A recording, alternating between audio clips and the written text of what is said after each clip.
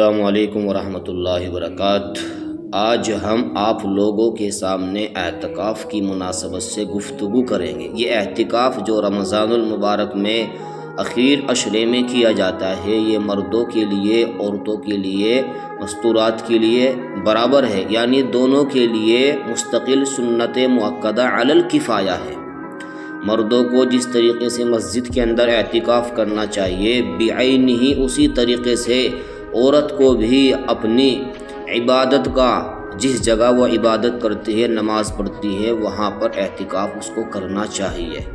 اعتکاف کس کو کہتے ہیں؟ اعتکاف کہتے ہیں اعتکاف کی نیت سے مسجد میں ٹھہرنا، اس کو اعتکاف کہتے ہیں۔ اب اعتکاف بھی تین طرح کا ہوتا ہے، غور سے سننا۔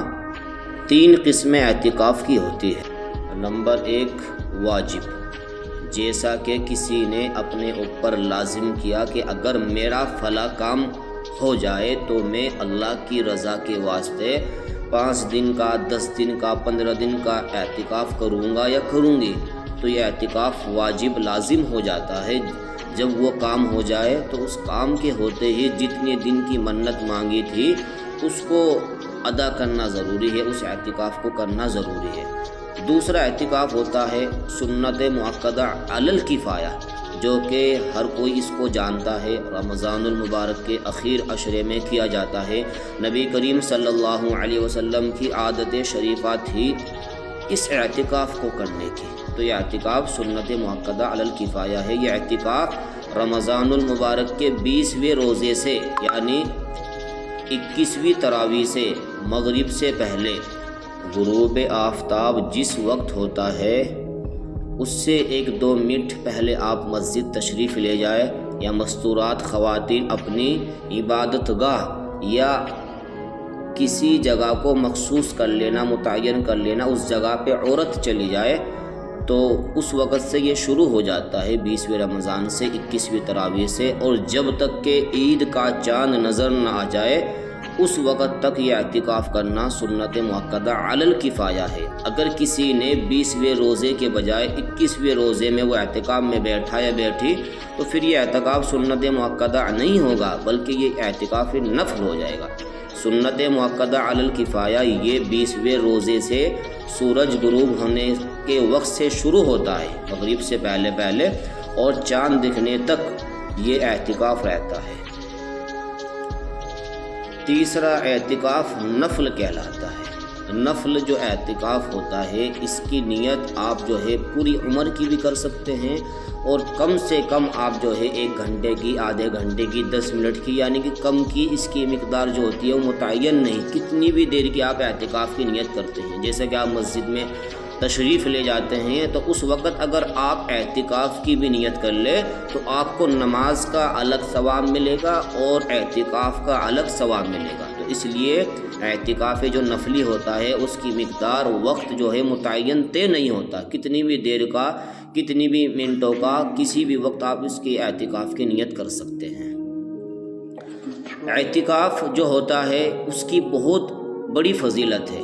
مثال کے طور پہ اگر آپ 1 دن کا اعتکاف کریں گے تو اللہ رب العزت تمہارے اور جہنم کے درمیان 3 خندقیں حائل کر دیتے ہیں۔ ہر خندق اتنی بڑی ہوتی ہے کہ زمین و آسمان کے درمیان کا جو خلا ہے، جو خالی حصہ ہے، اس کی جو مسافت ہے اس سے بھی زیادہ چوڑی ایک خندق ہوتی ہے۔ تو آپ کے اور جہنم کے درمیان 3 خندقیں اللہ رب العزت حائل کر دیتے ہیں۔ تو آپ ذرا سوچیں، غور و فکر کریں، تفکر کریں کہ جب 1 دن کا اعتکاف کی اتنی بڑی فضیلت ہے تو 10 دن کا اعتکاف کرنے کی کیا فضیلت ہے۔ ایک روایت میں ہے کہ جو بندہ یا بندی 10 دن کا اعتکاف کرتا ہو رمضان المبارک کے مہینے میں تو اللہ رب العزت اس کو 2 حج اور 2 عمروں کا ثواب عطا فرماتے ہیں۔ بہت بڑی فضیلتیں ہیں اعتکاف کی۔ اگر آپ اعتکاف کریں گے تو گناہوں سے پاک صاف رہیں گے۔ آپ لوگ جو گناہ کرتے رہتے ہیں، یقیناً کچھ نہ کچھ گناہ ہمارے سے سرزد صادر ہوتے ہی رہتے ہیں، جیسے غیبت کرنا، چغلی کرنا، کسی کی برائی کرنا، جھوٹ بولنا، کسی کو پریشان کرنا، لیکن ایک حدیث ہے، اللہ کے نبی علیہ الصلوۃ والسلام نے فرمایا کہ اعتکاف کرنے والا گناہوں سے محفوظ رہتا ہے اور اس کے لیے اتنی ہی نیکیاں لکھی جاتی ہے جتنا کہ کرنے والے کے لیے۔ یعنی جب آدمی اعتکاف نہیں کرتا ہے تو مریض کی عیادت بھی کرتا ہے، جنازے کی نماز میں شرکت بھی کرتا ہے، تو اعتکاف کی حالت میں چونکہ یہ امور معتکف اعتکاف کرنے والا نہیں کر سکتا، لیکن پھر بھی اس کے باوجود اس کے نامہ اعمال میں ان چیزوں کا ثواب لکھا جاتا ہے۔ یعنی اتنی بڑی اس کی اعتکاف کی فضیلت ہے۔ دوسری چیز یہ ہے کہ اللہ کے نبی علیہ الصلوۃ والسلام جو ہے رمضان المبارک کے اخیر عشرے میں 10 دن کا اعتکاف فرمایا کرتے تھے، حتیٰ کہ جس وقت اللہ کے نبی علیہ الصلوۃ والسلام کی وفات ہوئی تو اللہ کے نبی علیہ الصلوۃ والسلام نے 20 دن کا اعتکاف فرمایا تھا، اور مقصد صرف اللہ کے نبی علیہ الصلوۃ والسلام کا کیا تھا کہ اللہ کے نبی علیہ الصلوۃ والسلام شب قدر کے متلاشی ہوا کرتے تھے، شب قدر کی رات کو جو ہے تلاش کرتے تھے، چونکہ جس کو شب قدر کی رات مل گئی تو گویا کہ اس نے 83 برس 4 ماہ اللہ کی راہ میں عبادت کی، اور اگر کسی کو 10 رات یہ میسر ہو جائے تو گویا کہ اس نے 833 برس اور 4 ماہ اللہ کی راہ میں، اللہ کے راستے میں عبادت کی، اللہ کی خوشنودی کے لیے اتنا ثواب حاصل کیا۔ تو اس لیے اس کا سب سے بڑا فائدہ یہی ہوگا، اگر آپ لوگ اعتکاف فرمائیں گے تو اس سے جو ہے آپ جو ہے شب قدر تلاش کر سکتے ہیں، جو قدر کی رات ہوتی ہے جس کے لیے لوگ پریشان ہوتے ہیں، ہر کسی کی کوشش رہتی ہے کہ یہ رات ہمیں میسر ہو جائے، مل جائے، تو اللہ کے نبی علیہ الصلوۃ والسلام کی طرح آپ بھی جو ہے یہ اعتکاف فرمائے، 10 دن کا اعتکاف کیجئے، تو انشاءاللہ اللہ کی ذات سے قوی امید ہے کہ انشاءاللہ آپ کو یہ شب قدر کی رات جو ہوتی ہے یہ آپ کو میسر ہو جائے گی۔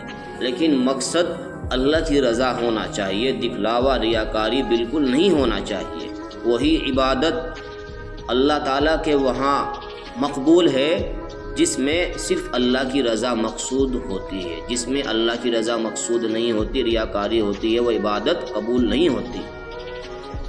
ہر آبادی میں کم از کم ایک شخص کا، ایک فرد کا، ایک آدمی کا مسجد میں اعتکاف کرنا یہ سنت مؤکدہ علی الکفایہ ہے۔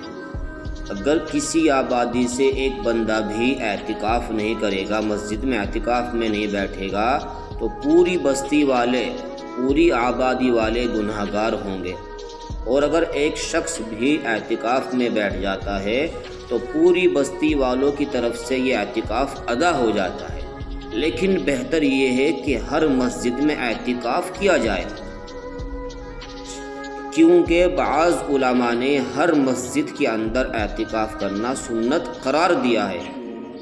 جیسا کہ کسی گاؤں کے اندر 4 مسجد ہیں، ایک مسجد بڑی ہے تو اس میں اگر کسی ایک نے اعتکاف کر لیا تو یہ کافی نہیں ہے، بلکہ گاؤں کے اندر جتنی بھی مساجد ہیں ہر مسجد میں ایک آدمی کا اعتکاف کرنا یہ سنت ہے۔ ایسا نہیں کہ ایک مسجد میں اعتکاف کرنے سے کام چل جائے گا، اگر گاؤں کے اندر 4 مسجدیں ہیں تو الگ الگ مسجد میں ایک آدمی کا اعتکاف کرنا یہ بعض علماء کہتے ہیں کہ مستقل سنت ہے، اور مسجد میں اعتکاف کرنا یہ سنت ہے۔ جو مسنون اعتکاف ہوتا ہے اس کے صحیح ہونے کی چند شرائط ہیں، غور سے سننا۔ مسلمان ہونا یہ شرط ہے، غیر مسلم پر اعتکاف نہیں ہے۔ اسی طریقے سے عاقل ہونا، بالغ ہونا، یعنی عقل مند ہو اور کیا نام سے بالغ ہو، کیونکہ نابالغ پر، بچے پر جو ہے، پاگل پر اعتکاف مسنون نہیں ہے۔ اسی طریقے سے اعتکاف کے لیے نیت کرنا بھی یہ شرط ہے، بغیر نیت کے اعتکاف نہیں ہوتا۔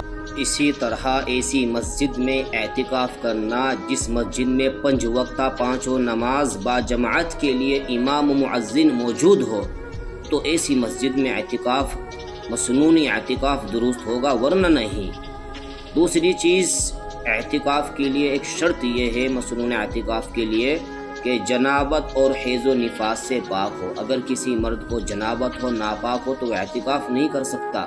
اسی طریقے سے کوئی مستورات یہ خواتین حیض و نفاس سے ہو، پیریڈ سے، امسی سے، یا بچے کے بعد جو خون آتا ہے نفاس، اس سے پاک ہونا ضروری ہے۔ یہ مسنون اعتکاف کے لیے شرائط میں سے ہیں، ورنہ اعتکاف معتبر نہیں ہوگا۔ اب میں آپ کو وہ اعذار، وہ عذر، وہ وجوہات بتاؤں گا جن کی بنا پر اعتکاف کرنے والا مسجد سے باہر جا سکتا ہے۔ نمبر 1 طبعی ضرورت ہو، نمبر 2 شرعی ضرورت ہو، نمبر 3 اضطراری ضرورت ہو تو مسجد سے باہر جا سکتا ہے، ورنہ نہیں باہر جا سکتا۔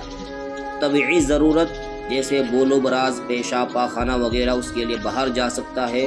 اور شرعی ضرورت جیسے جس مسجد میں اعتکاف کر رہا ہو اس مسجد میں جمعہ نہ ہوتا ہو تو جمعہ پڑھنے کے لیے دوسری مسجد میں جا سکتا ہے۔ اضطراری ضرورت جیسے مسجد کا گر جانا تو یہ مجبوری کی حالت میں باہر نکل سکتا ہے، یا کوئی ظالم، کوئی دشمن اس کو زبردستی مسجد سے باہر نکال دیتا ہے، تو ان شکلوں میں ان وجوہات کی بنا پر مسجد سے باہر جا سکتے ہیں۔ عام حالات میں مسجد سے باہر نکلنا بلا کسی شرعی طبعی اضطراری ضرورت کے مسجد سے باہر نکلنے سے اعتکاف خراب ہو جاتا ہے، فاسد ہو جاتا ہے۔ اس لیے آج 19واں روزہ ہے، 19 روزے مکمل ہو جائیں گے۔ 30 مارچ ہے آج اور سنیچر کا دن ہے۔ کل سے اتوار سے 20ویں روزے سے جو حضرات اعتکاف کے متمنی ہیں، ذوق شوق دلچسپی رکھتے ہیں، تو مرد حضرات سورج کے غروب ہونے سے 2-4 منٹ پہلے مسجد تشریف لے جائے، اور خواتین مستورات عورتیں اپنی عبادت گاہ میں یا جو جگہ انہوں نے متعین مخصوص کر رکھی ہے اس جگہ پر پہنچ جائے اور اپنی اعتکاف کی تیاری کرے، اس میں خوب اللہ کی عبادت کرے، اور بطور خاص اس اعتکاف میں آپ شب قدر تلاش کریں، جس کے لیے ہر آدمی کی خواہش تمنا ہوتی ہے کہ یہ شب قدر کی رات ہمیں میسر ہو جائے۔ انشاءاللہ اللہ کی ذات سے قوی امید ہے کہ آپ کو یہ رات میسر ہو جائے گی۔ ویڈیو بنانے کا مقصد صرف اور صرف یہی تھا کہ آپ لوگ جو ہے اعتکاف کو سمجھ جائے، اور شب قدر کو خاص طور پہ 21ویں تراویح، 23ویں تراویح، 25ویں تراویح، 27ویں تراویح اور 29ویں تراویح کی رات کو تلاش کرے، اس میں خوب بطور خاص عبادت کرے، اپنے گناہوں پر پشیمان ہو کر اللہ تعالیٰ سے توبہ استغفار کرے سچے دل سے، اور اس میں جتنا بھی زیادہ آپ عبادت کریں گے اتنا ہی آپ کے لیے کم ہوگا، اور اللہ کے یہاں آپ کو اس کا بہتر سے بہتر بدلہ ملے گا۔ سبھی حضرات سے گزارش ہے کہ اپنی اپنی دعاؤں میں، اپنی اپنی عبادتوں میں اس ناچیز بندے کو بھی یاد رکھیں۔ دعا کا طالب علم آس محمد قاسمی الحنفی۔